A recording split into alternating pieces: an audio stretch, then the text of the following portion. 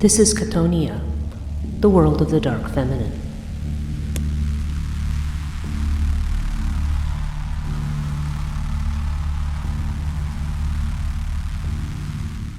Hello, everybody, and welcome to this episode of Chthonia Conversations. I'm really happy this week to have Dr. Kate Kingsbury here to talk about. We're going to talk about Santa Muerte, and we're going to talk about trying to elucidate. I had done a podcast probably a year ago, a little more, and we had been talking sort of offline about some of the misconceptions about Santa Muerte, and about the way in which she is envisioned in this culture. So we would like to have a conversation about that. Dr. Kingsbury got her doctorate in anthropology and also did her MPhil at the University of Oxford. She's a polyglot, fluent in English, French, and Spanish, and interested in exploring the intersections between anthropology, religious studies, philosophy, sociology, and critical theory, disciplinary, which is really good. And she's fascinated by religious phenomena, not only in terms of their continuity across, I'm hoping to say this right, the Holocene and the Anthropocene, but interested in the changes wrought to praxis and belief by humans, ensuring the infinite esymplasity that is inherent to all religions, allowing for their inception, survival, alteration, regeneration, and expansion across time and space. So I don't know if I've missed anything, Kate. Is that a pretty good description? I'm very thorough. Okay, so thank you and welcome. Thank you for being here. Thank you so much for having me on the show. So one of the first things we wanted to talk about just before we get into the subject is there's been a catastrophe recently. There's been a terrible Hurricane Agatha, that has hit the area of Oaxaca. I think I'm saying that correctly. Oaxaca. Thank you. Okay. Yeah, my Spanish is not very good, but in Mexico, and I know that there's a lot of devastation there, a lot of people who have been left homeless, and I know you've been doing some kind of fundraising efforts, which I'm also going to talk about. I'm going to drop into the descriptions for this particular conversation. So if you just want to say something a little bit about that, about what we're doing to try to help those people. Yeah, I mean, I've been going since 2017 to Oaxaca, so I know the community very well now. And as an anthropologist, I'm not the kind of person that just drops in, does interview. I've become part of the community and become close to these people. And so when you see a community and you know it very well, become devastated. At the chapel, the Santa Muerte chapel, the windows were smashed to smithereens. I spend a lot of time with the family who own the shrine, that consists of una sabia, a seer, who is an elderly lady. I call her Granny. She's kind of become my adoptive granny over time, abuela. Her daughter, who's a bruja, and the rest of the family, and their home, I mean, half of it was literally just blown away by this hurricane, and lots of other people too have had the same experience. And people really have very little down there. I mean, the minimum wage is cited as $8 a day. And you can imagine that some people are earning even less than that because there's a large informal economy. So when you're earning $8 a day and your tin roof blows away and your tin roof costs $250 to replace, that's a really difficult thing to pay for. So people literally, children are sleeping without roofs and without blankets, and that because everything's blown away. So I'm just trying to fundraise and raise awareness of that and to help. And if there are any devotees, obviously listening of Santa Muerte, this is an opportunity to help rebuild the chapel as well. And I'm being told that anything that you give will be returned unto you threefold, according to the law of kind of brujeria there. Okay. Well, yeah. So I'll just mention, this up front, is that we'll have the links to that, more of a description, and to where people, if they would like to donate, that they could do so. So definitely, if people who are listening are interested, then I want to give them the opportunity to be able to do that, and and I think that's a great thing. So thank you for doing that. Thank you. I really appreciate it, and any donation would be most welcome. And thank you for giving me this opportunity to share that information on this platform. Yes, my pleasure. Absolutely. So, okay, so let's talk about Santa Muerte. You and I had talked initially. One of the things that, because you had written to me after I had done the Santa Muerte podcast, and had talked about the fact that there's a lot of information out there that's just not good information. Okay, it's just a lot of bad information. You know, Wikipedia, it almost goes without saying there's going to be bad information, unfortunately. But you know, we had talked about a few things. So I think what I would like to do is just let you, because you've been talking to me about some of these, you know, some of the ways in which Santa Muerte is thought about in culture and in society that are just plain incorrect. So so I think I'm just going to let you take it, because you know where you want to. You've given this some thought. So if you could just let the listeners know. Yeah, I appreciate that. So where I'm headed to in my book is, you know, what I'm trying to uncover is what are the stories we are telling about Santa Muerte? Because knowledge is produced. Knowledge is not just out there. When you read any book, any article, you need to ask, who is the author of this? What kind of message are they delivering out into the world? And this all hit me in the face when I started to think about borders. One day I was actually flying to Mexico on the plane. I was really fed up because this fellow next to me was man-spreading into me. A baby was crying, and I thought, bloody hell, you know, I hate flying. But I got a reality check all of a sudden, because I was flying with Aeromexico, and they give you free Wi-Fi. Aeromexico gives you free Wi-Fi. So I put on my messenger, and I got a message from a friend of mine who I had met at the chapel in Oaxaca. And she said to me, pray for me. I'm just about to cross the border into the US with a coyote, and I don't know if I'll make it out alive. I don't know if I'll make it across the border. Please pray to Santa Muerte. She's a devotee of death. So I started thinking about borders, and that how I myself, as a citizen of, you know, England, or living right now in Canada, to the north of Mexico, all the privilege I, just because I was born in a certain place at a certain time. And I started thinking about how all of this comes back to colonialism, and how the world was split up with all these artificial borders, which means that my friend Maria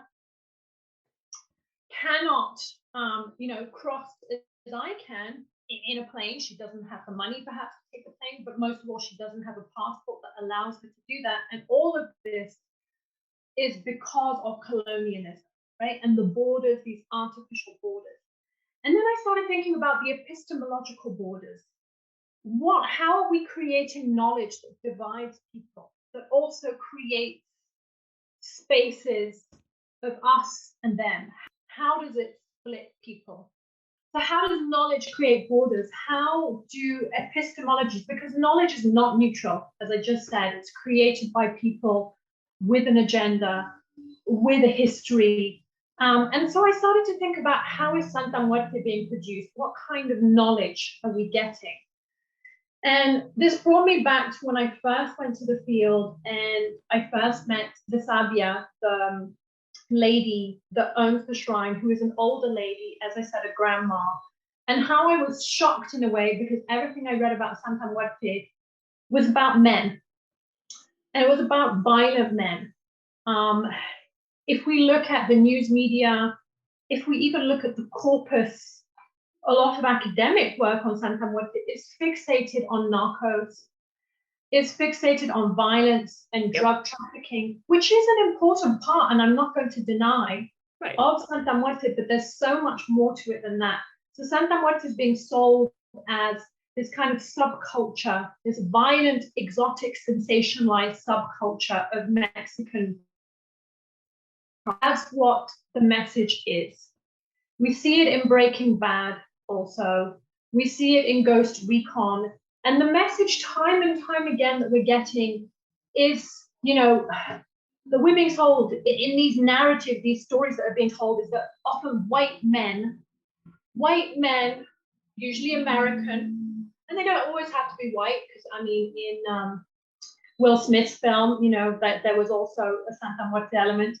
but it's generally white men who are battling evil Mexican men that are narcos and also Santa Muerte devotees. This is, to me, an absolutely racist, sexist, neo-colonial message that tells us more about ourselves, our Eurocentric prejudices, than Santa Muerte and the people that worship her. So this is where I'm coming from with my work, to Mexican culture itself and devotees, and start paying attention instead of imposing our own views. And the other message that we're getting, and I don't like dismissing people's work, but I see it in so many places, is that deviants are worshipping Santa Muerte. This is the word that I'm finding, deviants, which I really don't like, because you're labeling people.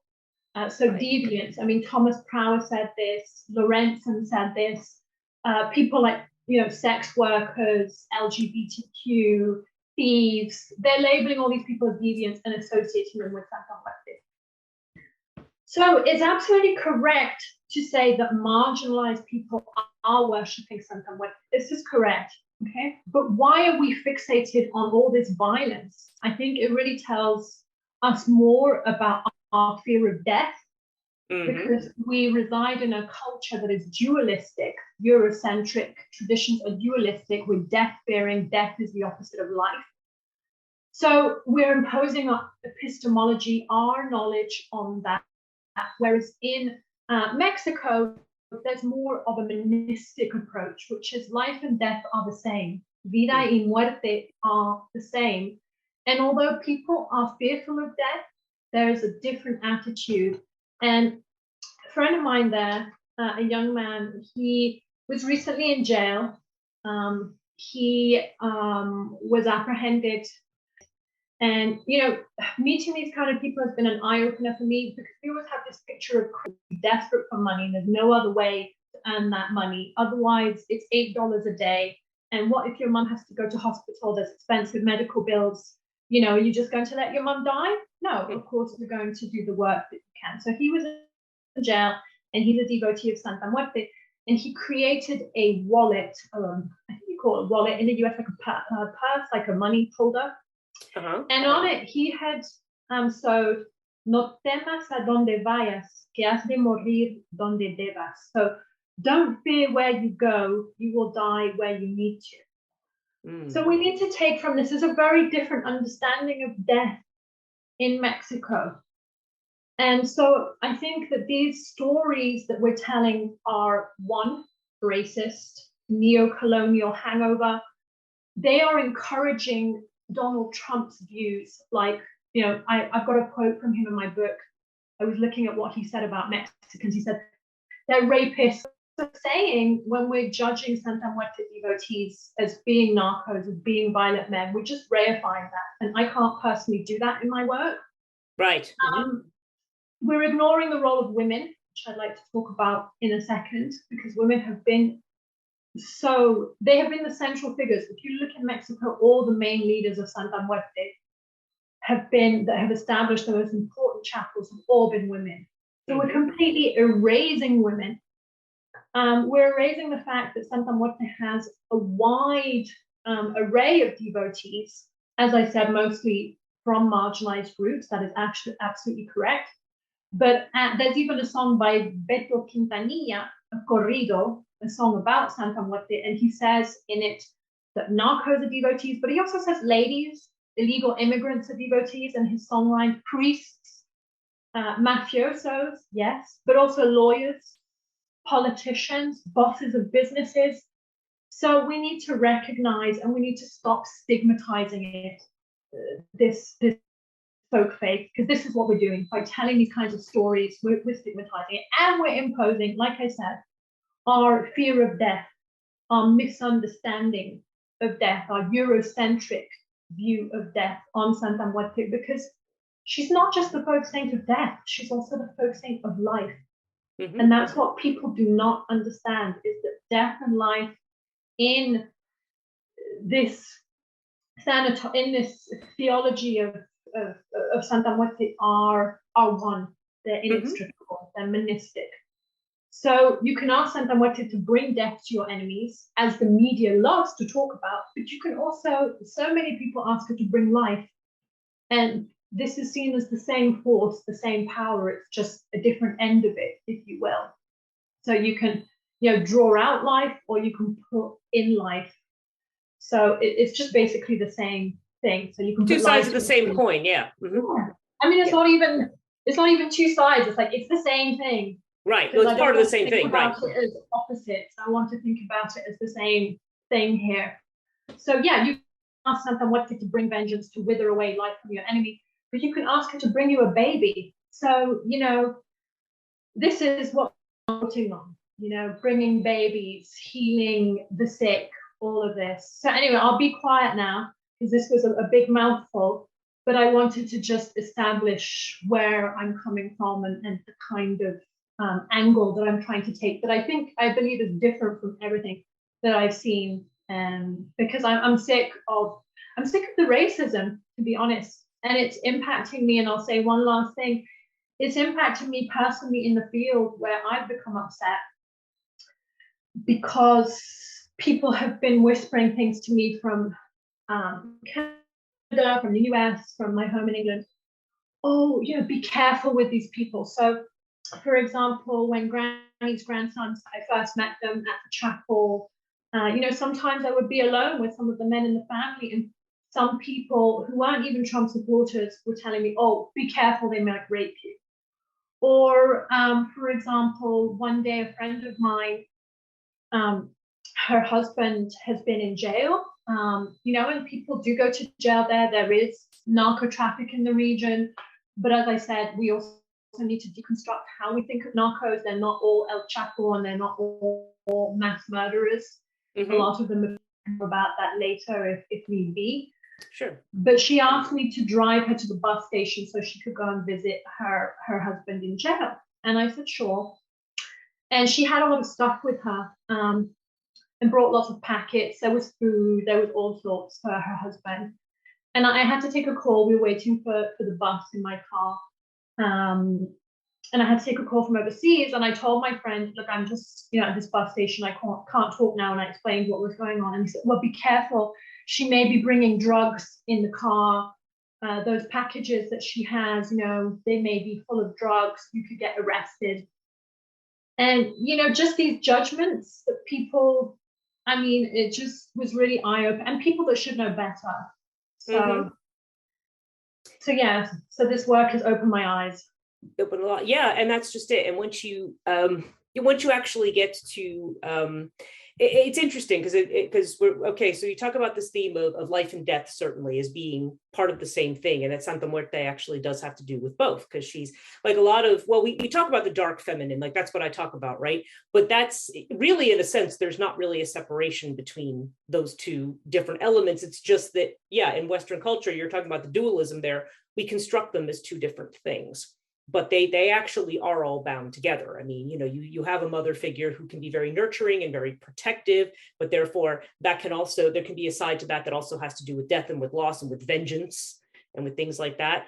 And certainly Santa Muerte does deal a lot with marginalized people. So you've got people who don't necessarily have a whole lot to, in some ways they don't have a lot to lose. They just figure, they're really in this space where they need, of course, that's who they're going to place their trust in, because it's not like they can place their trust in the other institutions that are around them, right?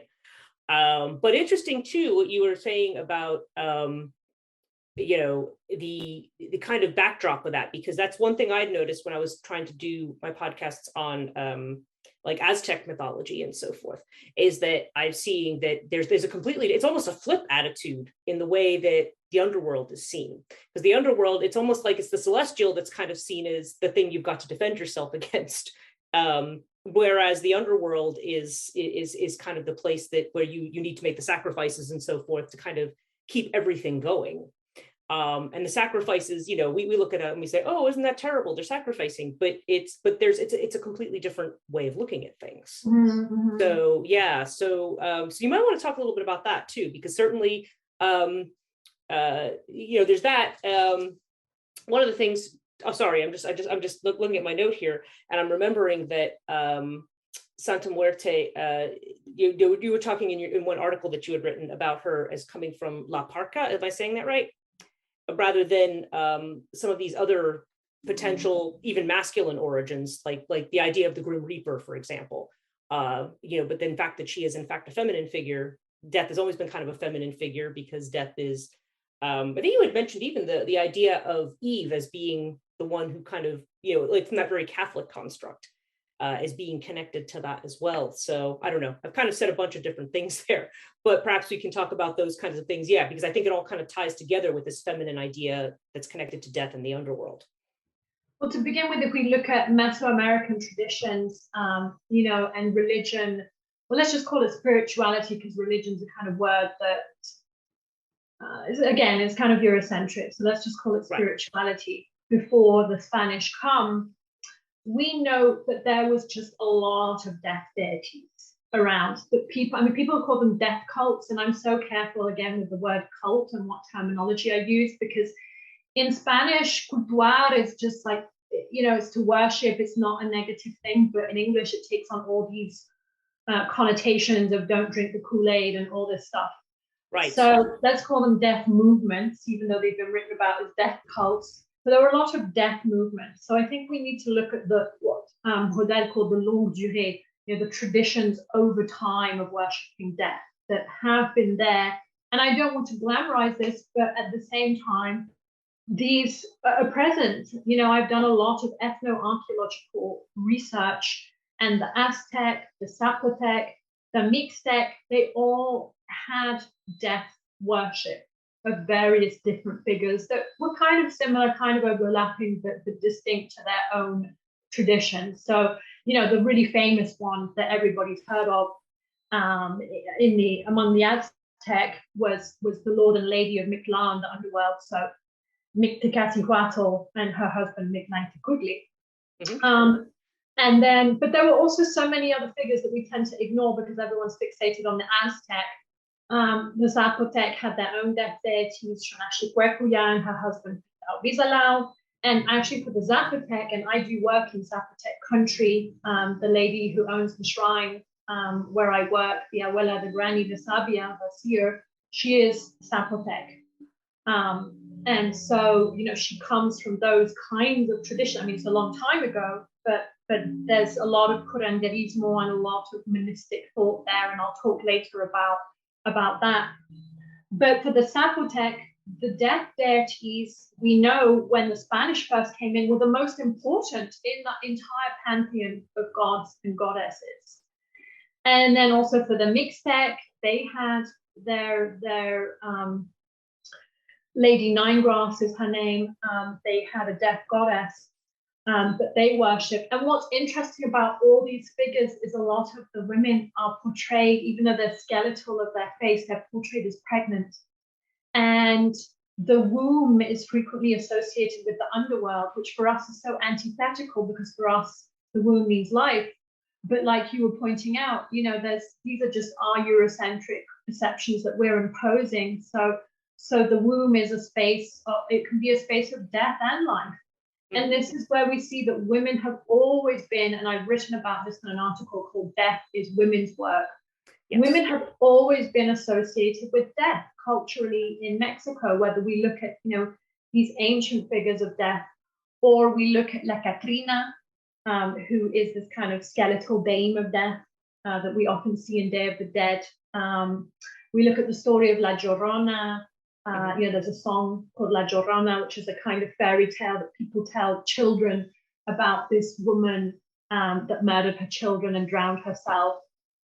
So women are always being related to death, and that's in part because of their sexuality, because women would die during childbirth, because women bleed, and this is a sign of death. And so in this article, I argue that death is women's work because the women that have started the altars, have taken on this role and kind of taken it from the domain of the cultural and gone public with it. And also, if we look historically at the first mentions of Santa Muerte in any anthropological book, it was women who were first worshipping Santa Muerte for favors of the heart, as a kind of as a folk saint of love, infusing life perhaps back into an amorous relationship gone sour. So there's just this constant link with women that's being overlooked. And absolutely, you asked me about her origins with La Parca. So there's a lot of hypotheses about this. It's contentious. People don't agree with how she originated. But I fall on the side of believing that when the Spanish came into Mexico, they brought with them all sorts of religious iconography, right, to convert people to Catholicism and to stop them from having their so-called pagan beliefs. Right. And let's just pause a minute and think about how so-called pagan beliefs are being reiterated in the press, news media right now with this demonization of Santa Muerte. So let's just pause and think about that as before I say that. So they came in and they didn't want indigenous people to worship their so-called demonic deities that again were being associated with, all negative things. Right. So they had to convert people to Catholicism. So they brought in, Jesus, Mary, the saints, and of course the figure of the Grim Reaper, who in Spain is La Parca, a feminine figure. Oh, okay. But of course, for the Spanish, death is all about finality. This La Parca, the Grim Reaper, is not. It's not about rebirth, as the death deities were, but about final, ultimate endings, reminding you that you have to pray, be a good lad or lass, or you're going to go to the fiery chasms of hell. Right. All of this, right? So it's to encourage people to be good boys and girls. But of course, indigenous people, and we see this in voodoo, right? Or voodoo, as we can call it in Benin, or voodoo. There's different ways you can call it. I think people are trying to not use voodoo because that has associations again with it. So we call it now vodao, I think. Yeah. But we see the same thing happening where African slaves they're trying to convert people to Catholicism, but African slaves are seeing it in their own light and they're creating their own thing. So I think the same thing happens with Santa Muerte. This Grim Reaper is brought in. There are also death cart processions where they wheel this figure of death around on Good Fridays. And so local people are seeing that and they're not thinking, oh, hey, this is about finality and we better be good girls and boys. They're seeing it in the light of their own traditions of venerating death and asking for rebirth, as we pointed out with sacrifice. That wasn't about just lopping people's heads off. It was about asking for life, fertility, crops to be successful. So we know, there are colonial records that suggest that people were worshipping a figure known as Santa Muerte. That they were even getting high on hallucinogenic substances and praying to her for political favors. There's a reference to a curandero, a shamanic figure who is working with an image of death to try and diagnose and heal patients. So we know that people literally were, and perhaps Santa Muerte, absolutely she wasn't as she is now. You have to understand that there are permutations, there are reiterations of death, as it were. Understandings change over time with influences, etc., etc. But what we need to stick with is that from her outset, she was non-dualistic. In my mind, she was not about finality and violence and all of this stuff. And then she disappears from the records completely. And I want to say in some ways she was about violence because, we have to remember during colonial times, there's a genocide going on, right? People are being, and I don't want to overlook that. In some areas, up to 95% of the indigenous population was decimated by, to quote Jared Diamond, guns, germs, or steel, right? So we can't overlook that. So people were certainly, death has been omnipresent, whether it's in the form of this iconography or actually having to deal with actual death. So I don't want to underplay that because that history is very, very dark. But anyway, she goes, after these mentions in the colonial records, she goes underground. We have no idea what happens to her until in the 1940s, all of a sudden, there's several mentions, 1940s, 1950s, by 3 or 4 different anthropologists, American and Mexican, of a figure called Santa Muerte, being pleaded to or petitioned by women for favors of the heart. So that's where we get to with that. And then we don't really hear much about her at all again until 2001, when, you know, this lady who's now become quite famous in Santa Muerte circles, Doña Queta, who is selling quesadillas out, and he's been manumitted, he's been freed, he buys her a statue. It's too big for her kitchen.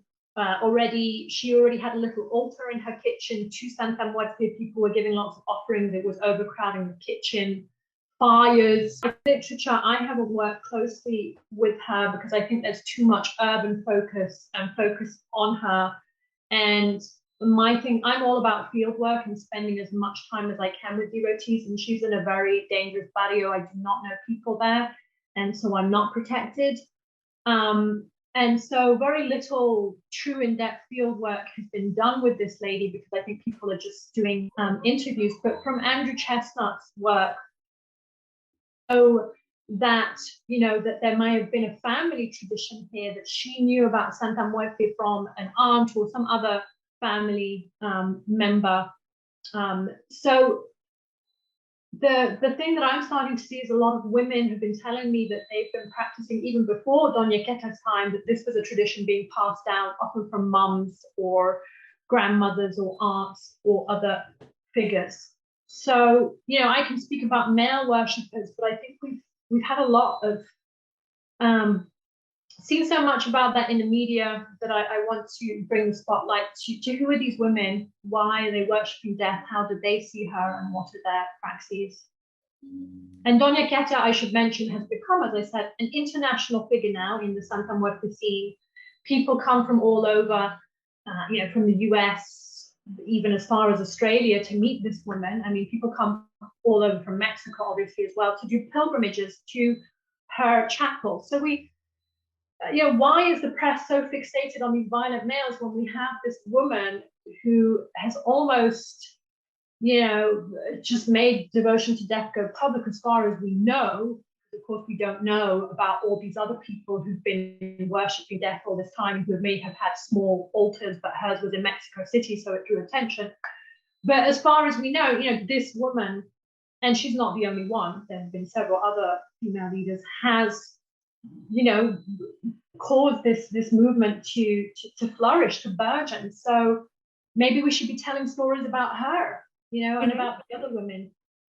Yeah, well, it's interesting because from what you're saying is it does sound, now of course I know I'm speculating right now, but it certainly sounds like the devotion to Santa Muerte is, you know, in some form has been around. It's not, even in other words, you hear about it, then you don't hear about it for a period of time, but that doesn't mean it's gone away. It just means that it's now not in the public eye, you know, gone underground, so to speak, right?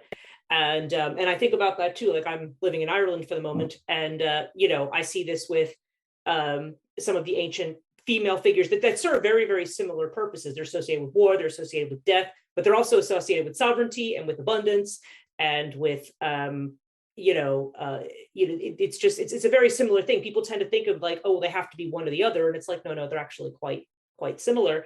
But similarly, you go here where it's very Catholic, and you talk to people and they say, oh, I've never heard of this goddess. I never heard, you know, but she certainly has been around.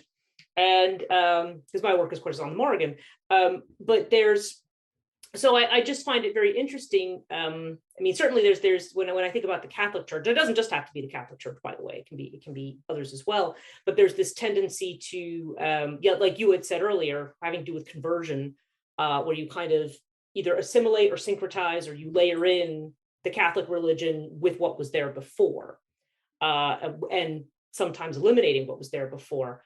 But in Mexico, it's very interesting because, first of all, it doesn't seem like that that culture of the acceptance of death. Let's just say the acceptance of death as part of life. It's not this this separate mistake that needs to be fixed or gotten rid of.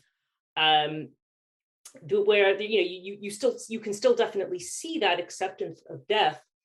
And actually, I had read, and I think I had mentioned this in the other podcast, and I don't know, you may have heard this as well, but they were talking about at one point, and I don't know if this is still true, that Santa Muerte devotion was actually starting to outpace the Virgin of Guadalupe in terms of, and I think about the way the world is changing and how desperate people are. The fact that people like Donald Trump can come up and have all of this influence is because he appeals to people who are afraid, right? And I feel like that's another response to change, is to say, hey, you know what? This is a natural part of things. People are accepting this. They're pulling this in as part of. You can try to fight everything, or you can try to accept that things change, things die, things go away. In a much more figurative sense rather than literal. But I don't know. I just find it. I find her appeal really interesting, and it does seem like it's been this continuity. You know what I mean? It's not. I don't feel like it's something that is just magically reappeared in 2001. Which which I know is not what you're saying at all. But it's just so maybe we can. You want to talk a little bit about some of these. Maybe to that idea, but also maybe a little bit about some of these female figures that you've encountered in your research, who are, who have these chapels, who have this, who are leaders in this kind of practice of devotion to Santa Muerte. Yeah, I mean, the first thing I want to say is that she is, I mean, there's absolute heteropraxy in the sense that people are devoted to her in different ways in different places. Mm-hmm. But there is this underlying theme. And so where I'm working in Oaxaca, there is just so much influence from brujeria, witchcraft. And we know already that the Spanish brought with them witchcraft when they came during the colonial era. And that may well have created her as well, in the sense, or influencing her idea of being this kind of love healer, as it were. And so, but I think that would have mixed with what was already in place, again, because the Aztec had, and the Mixtec and the Zapotec also had shamanic curanderismo traditions. And so what I find today in Oaxaca is that, yes, she's a folk saint. So she's a Catholic, non-Catholic saint. She's a saint of the people, although many people will tell you that she's Catholic, even though obviously the clergy do not consider her to be Catholic. So she has all that side to her that people treat her like a saint and light candles and so on and so forth and pray, do rosaries, etc., etc. But there's also this curanderismo, these shamanic traditions around her, which are deeply animistic. And now animism is sometimes seen as a dirty word because it comes from the work of Edward Burnett Tyler, who was an early anthropologist that thought, that he basically, for him, animism was when people impute life to things that are actually inert. And so his idea was, well, this is erroneous. These people are idiots, right? Because they think that this thing has life when it's actually dead. But recently, important authors from Viveros de Castro and others, especially those working in Brazil, in the Amazon, have kind of revived, and Ana Maria Llamazares have kind of revived Muerte Taylor. I mean, there's a whole load of people, Graham Harvey I could list off, have revived this term animism to use it to question our own Eurocentric biases. Mm-hmm. Around dualism, around what's dead and what's alive.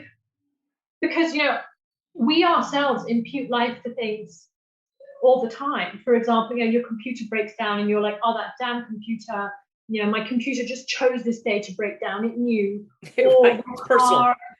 You believe that, that things have a personality. And in a way, everything does. I mean, from my perspective has changed. We make things become it's kind of a relationship that we have with all the things around us. Anyway, I could go into that, but there's no time. But the thing to understand with Santa Muerte, especially in Oaxaca, but I think in other places too, I haven't done enough research on that, is death is alive.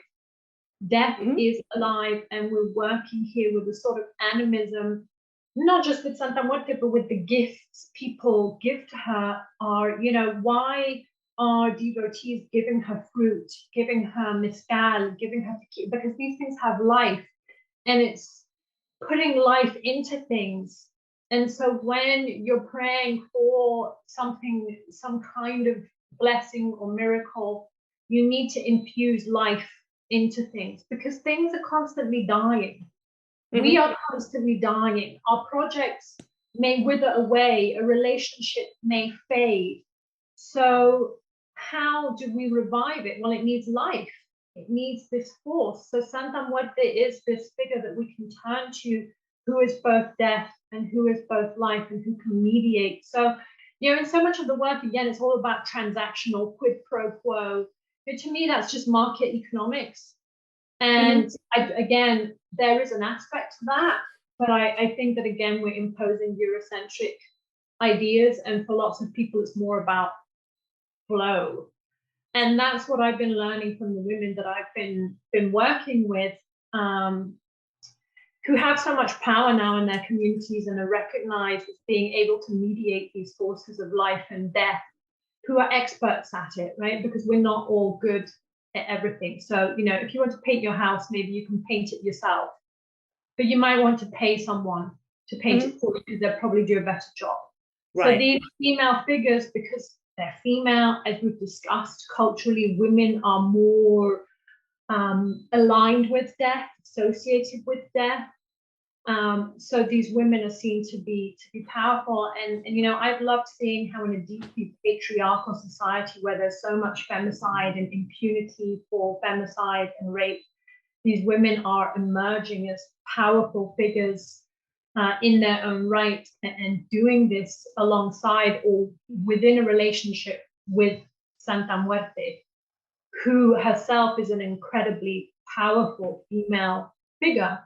And so we can understand her in two ways. If we want to talk about the divine feminine and the fierce feminine, we can look at her personality.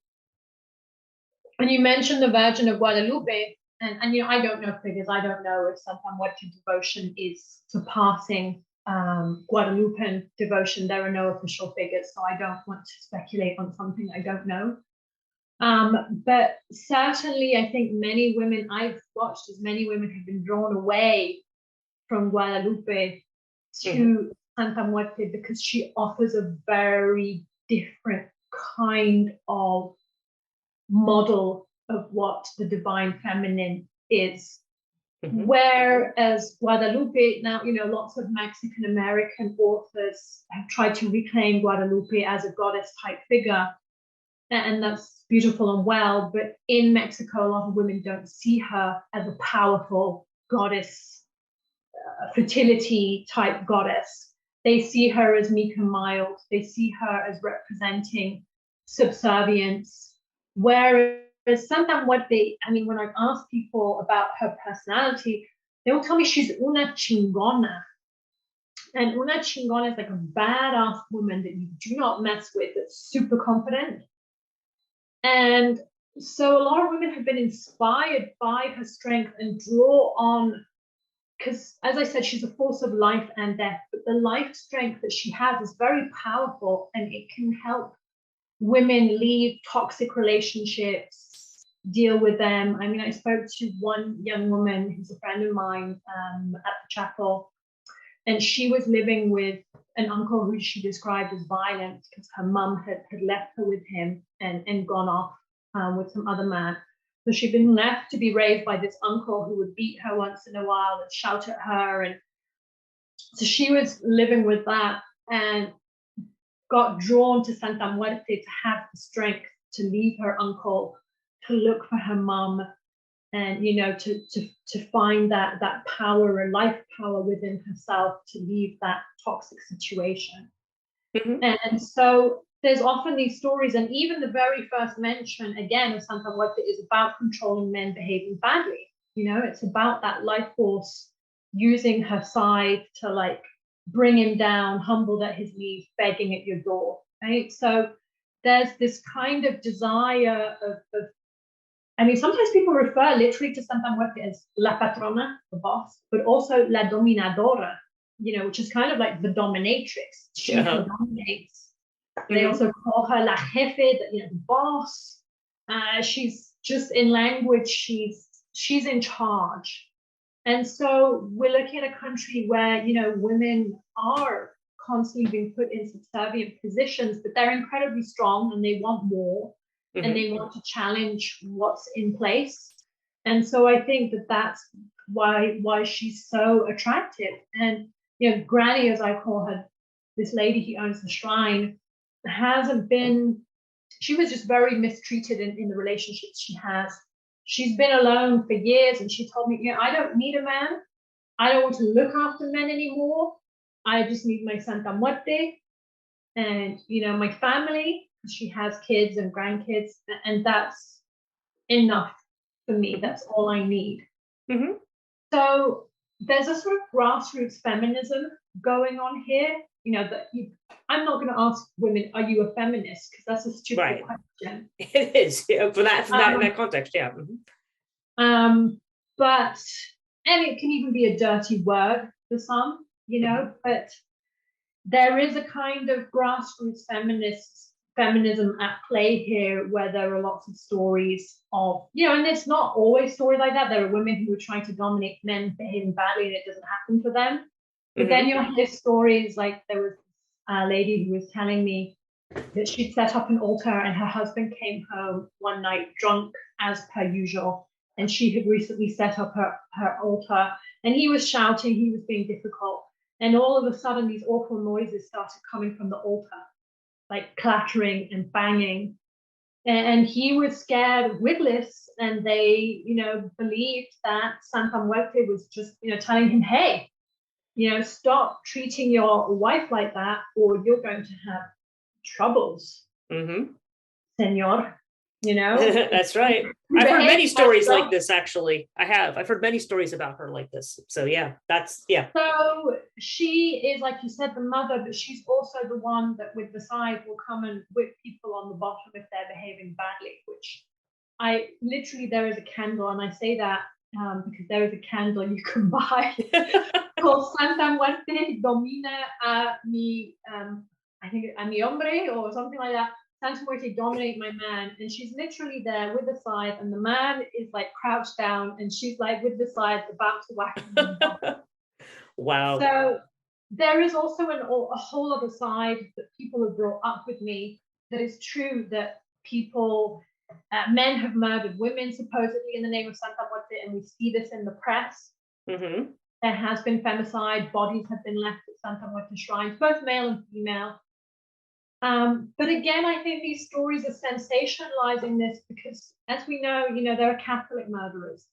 There are people who are into Santeria that murder other people and murder women. So why is it that we're always getting the Santa Muerte stories front and center?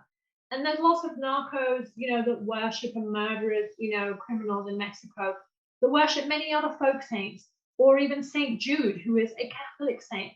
But yet, we don't constantly get, we don't see St. Jude, as front and center in Breaking Bad. We don't see.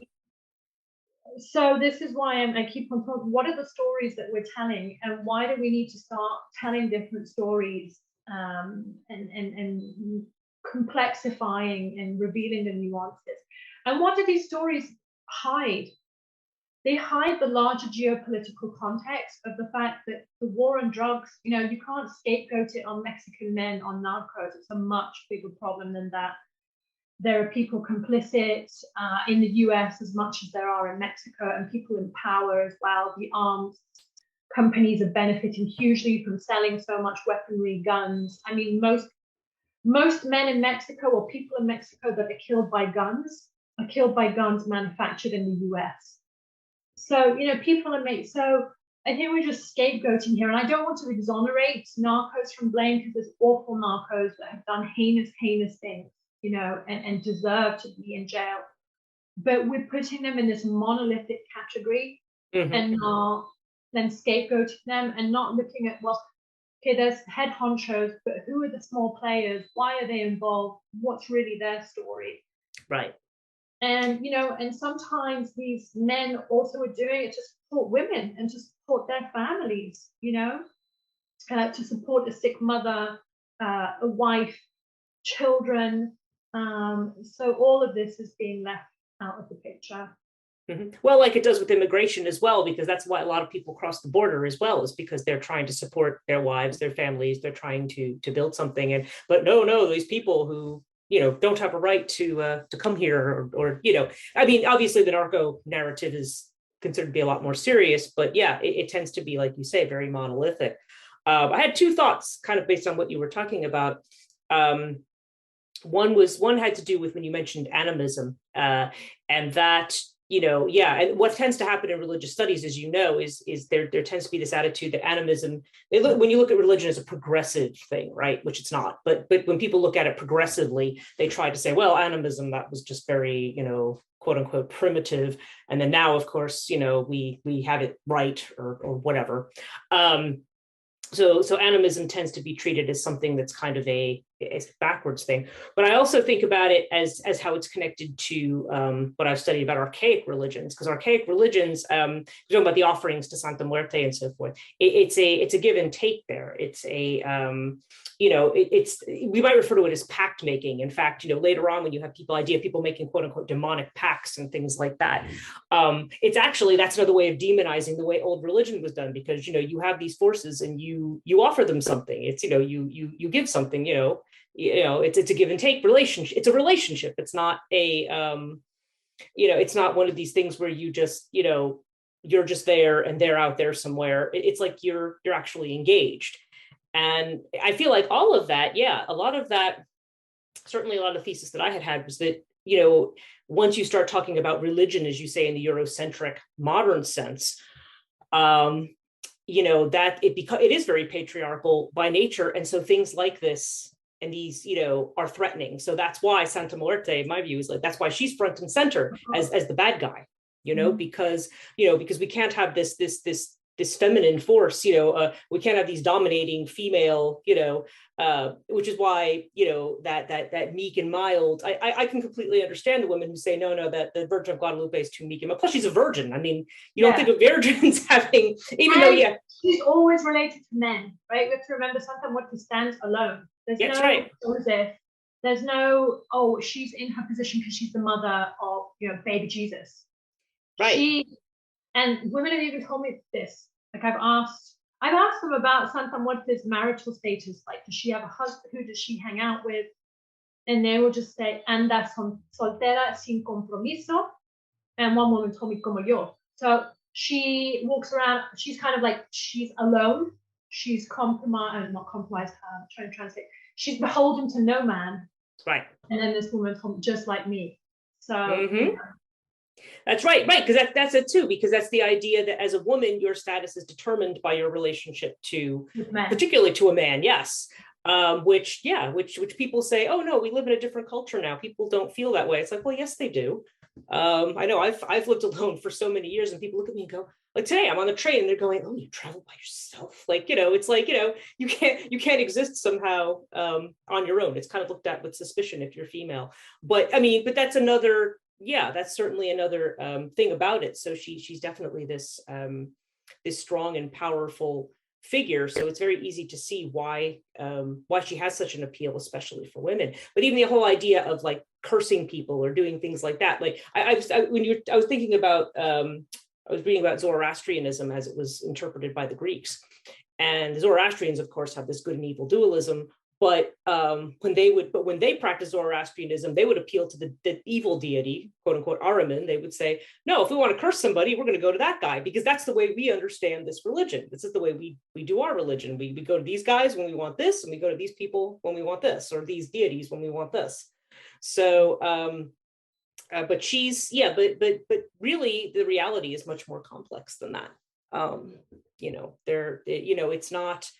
It's not that she does evil things or does good things. It's not, that's subjective. No, right? And people have told me, she's not good, she's not evil, she just is. Just is. And I think the Eurocentric traditions, again, we always want binaries. Yep. Us, them. And I've been looking at this, the structuralism that we impose on things. It's always us, them. We are rational. They are barbaric and primitive. You know, we have science. They have animism, or religion. Right. This is another us-them thing.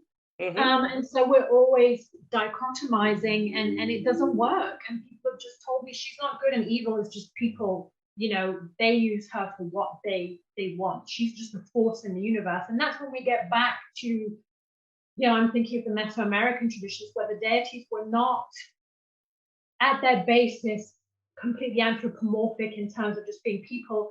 They were just forces, flows in the universe. It was just about kind of energetic.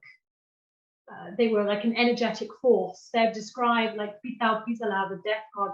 Pitao, I think, literally means just kind of like a wind. Like it's kind of like, this kind of force. So in Oaxaca, very much she's understood as that. And like I was saying, it's not so transactional. I mean, we can talk about pacts, but it's about flow. So it's like if you're letting things flow, giving her gifts and offerings, she's going to bring that flow back into your life. So it's more about transactional, right? Fluidity. It's not just about, okay, I'm going to put. It's not tit for tat. Yeah. Exactly. And I mean, there is a certain amount of that, and maybe there is in other places, but I don't want to reduce it to that because I think, again, that's very Eurocentric. And that's very, an eye for an eye, a tooth for a tooth type thing. Whereas there are people who will also just give to her for the sake of giving and establishing that relationship. Well, that's it. It's all about relationships. And that's why there's so much brujeria, witchcraft, where I go and do my field work. Because, again, this comes down to Eurocentric traditions. We imagine ourselves as static beings that are unchanging, that are uninfluenced by others, that we have clear boundaries. When we all know we've hung out with that toxic person, that energy vampire that's made us had a bad day, that's made us feel down about ourselves or something, and we kind of don't realize, I think we have much less understanding, and I think we have a lot to learn, personally, from these traditions. I think we're so ignorant. And we have a lot to learn from brujeria and Santa Muerte traditions around brujeria, which understand that we are porous as people. And I've written about this in an article called Autoethnography of Holy Death, where I speak about my own experiences becoming part of family. I have another paper coming out about how I was apprenticed as a witch within the Santa Muerte family and discovered all these things about myself and my shortcomings due to my Eurocentric, logical, positivistic, dualistic background that I had to deconstruct and go away and say, well, hey, I've been an idiot here and I've been trying to understand this the wrong way. So people understand that they are porous, that we're comprised of our relationships with others. I mean, I think it was John Donne, the poet who said, no man is an island. Right. This is the kind of same idea that, those interactions we have with others, we're constantly impacted and affected.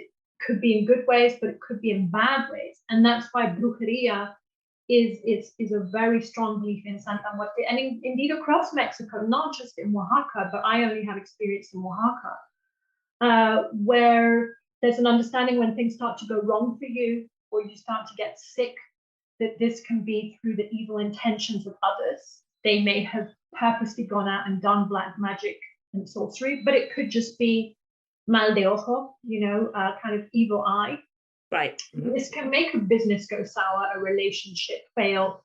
So work, like I was saying in the beginning, things can be withered away. Death can suck life out of things. People can suck your life out of you.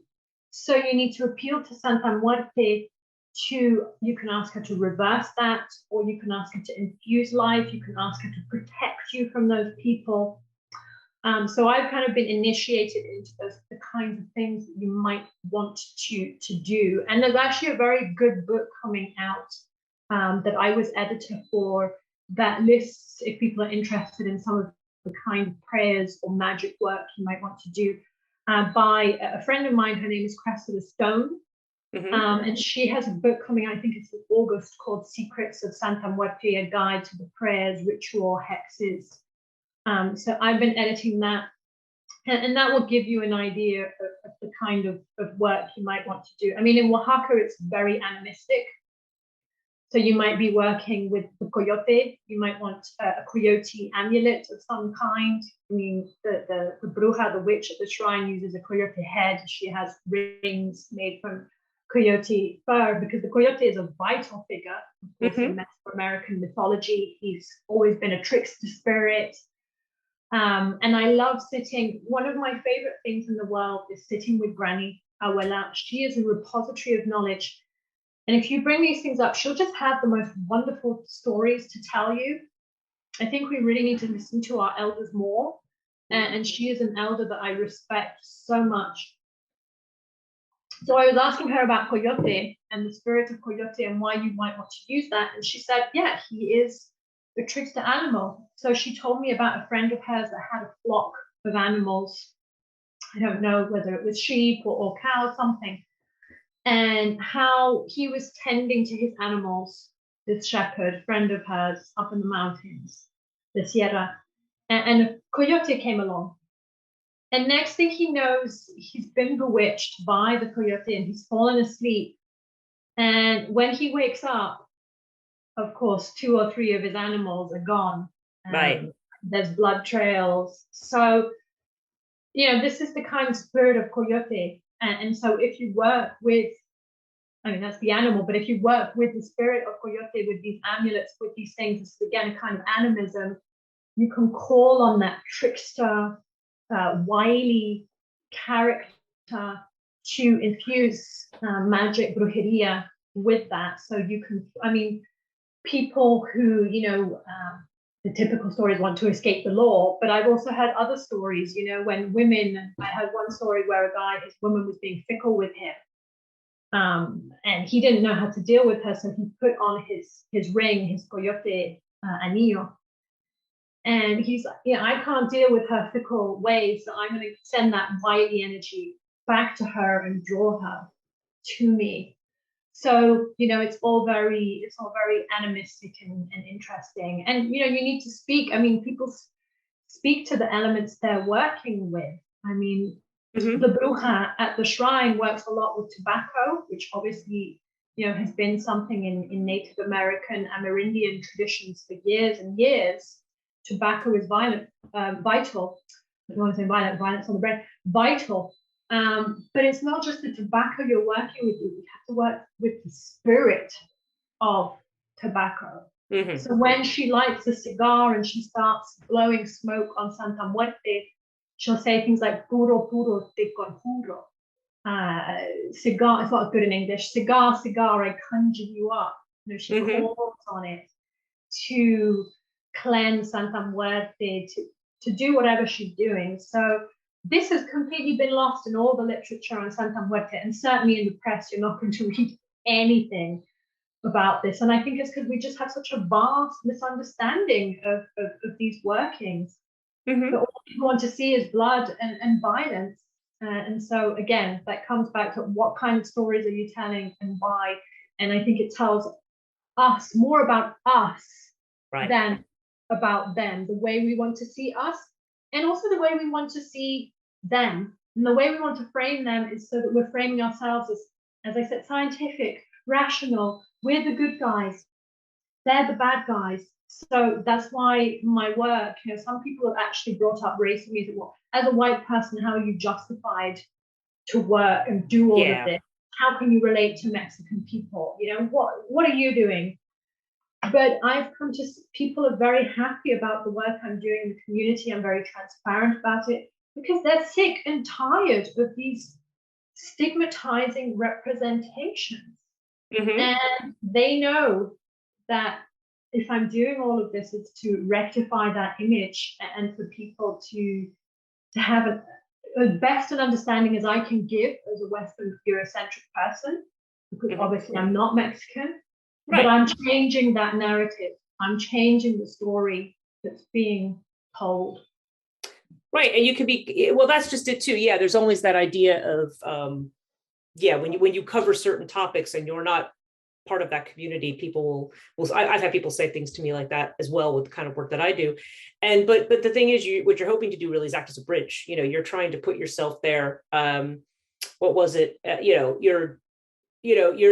You're coming from one particular point of view, and in immersing yourself in that, maybe you can act as a translator for that sort of point of view, which I think is actually really important. And I think I've always been there, as I shared in the article with you. I mean, I started out in my young years, I was reading tarot for people.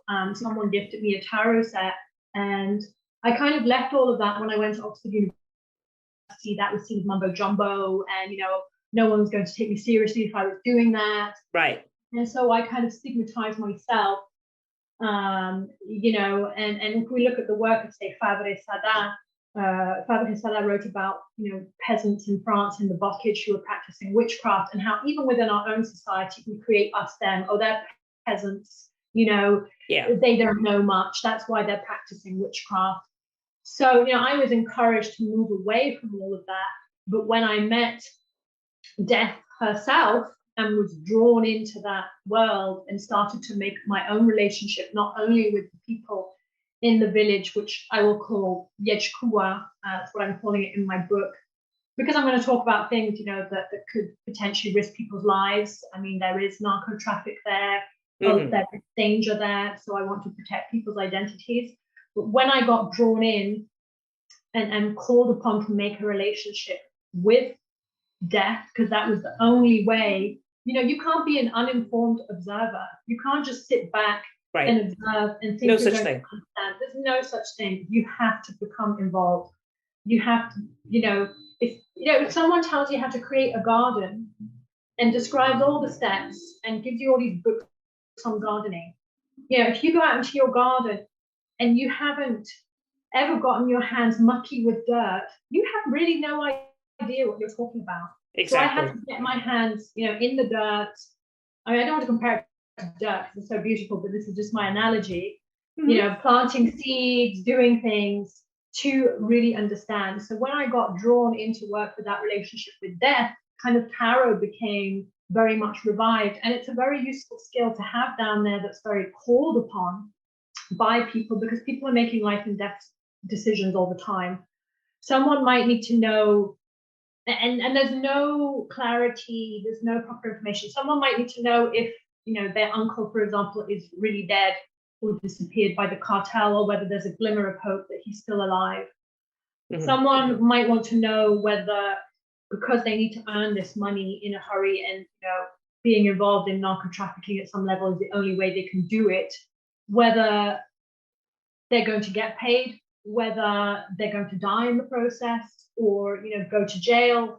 So questions can be like we have in the West, love and these kinds of things, but sometimes questions are very urgent. So when I went down there, I discovered that tarot is a skill that's really lauded down there, and people were coming to me for readings, and I kind of at first felt uncomfortable about that, but I realized that that was the only way as well that I was going to get accepted, trusted, and it opened the door to becoming an apprentice kind of witch at the chapel, and it opened the door to know what was really going on down there, because people have to hide so much. There are so many secrets because people's lives depend on it.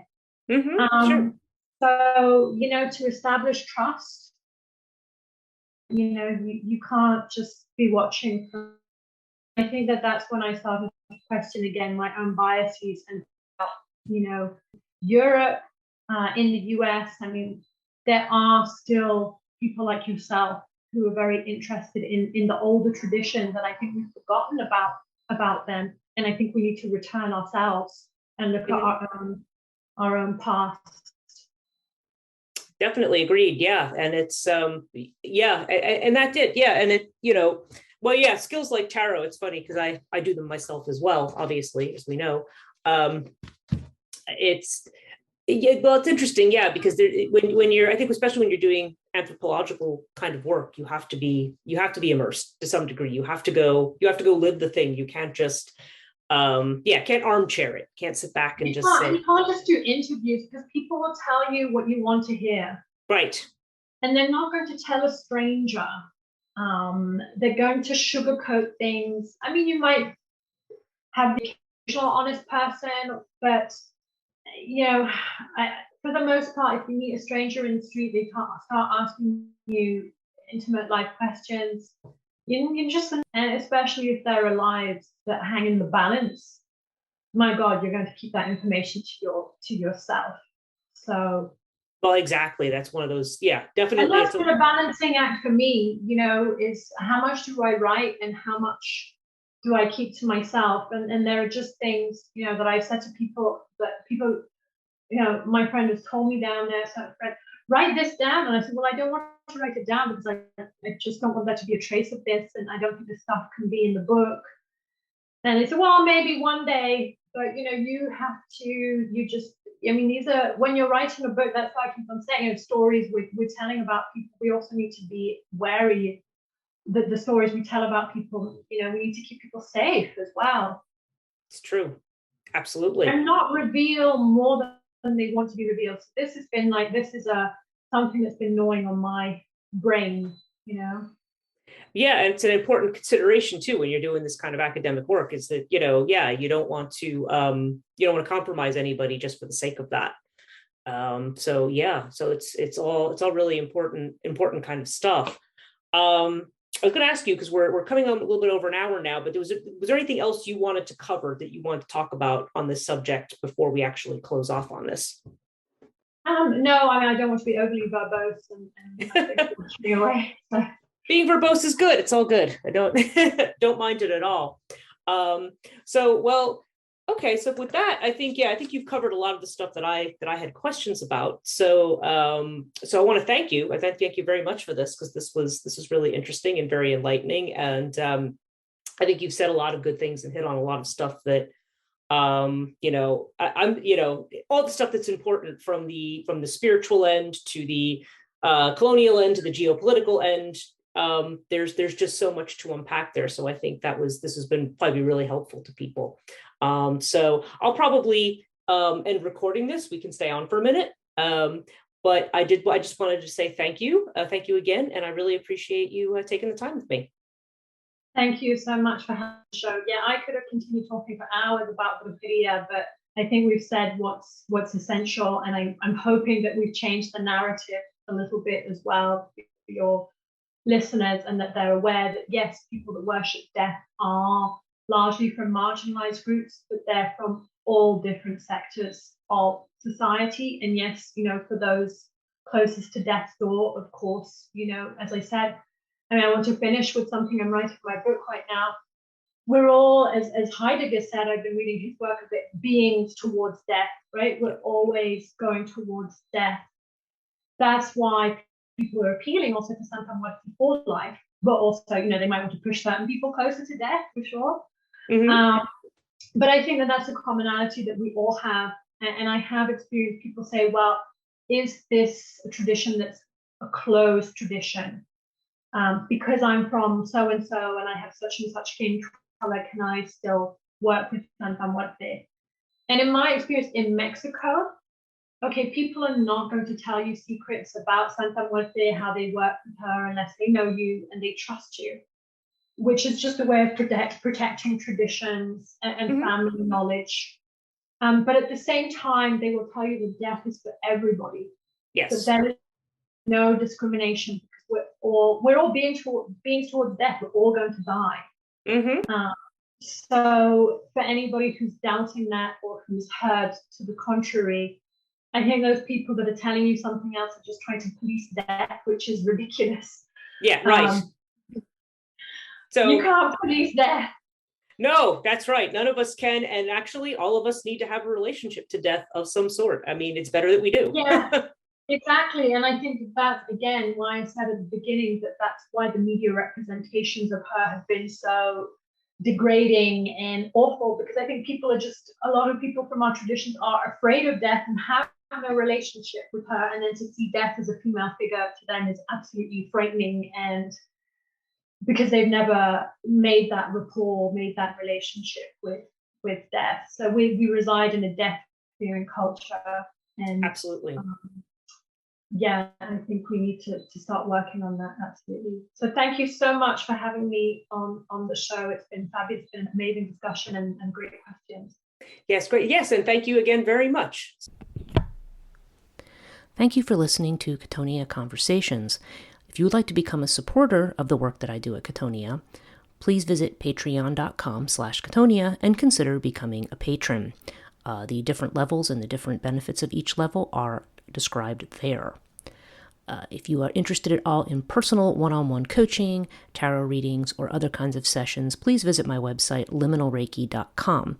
The name has changed to Transition Life Coaching, but still retains the original Liminal Reiki logo and URL.